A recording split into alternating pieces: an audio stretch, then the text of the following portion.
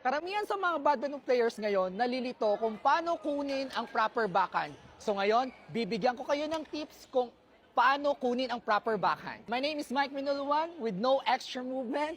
I am a 5-feet UAP champion from the National University. Let's go! The reason why kanina na pumapalpak yung backhand natin at bumababa yung bola, kasi ganito yung paghawak nila. Kaya pumapalpak dahil ganito yung hawak. Ang tamang paghawak nito sa pag-backhand ay ganito. Paside natin yung thumb natin, then pitikin natin ng ganon para ito, ang purpose ng thumb na to is para mabilis yung clear natin padulo. So, ito ngayon. So, hawak ako dito, paside yung thumb. Puposition ako ng ganito. Hindi masyado likod, gitna. And then, papitik, pa-clear.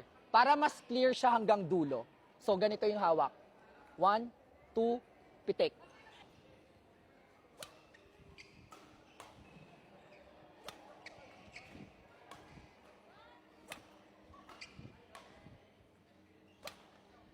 So guys, ganun lang ang proper backhand. So kung may madami pa kayong mga katanungan o madami pa kayong chika, pwede kayong mag-comment.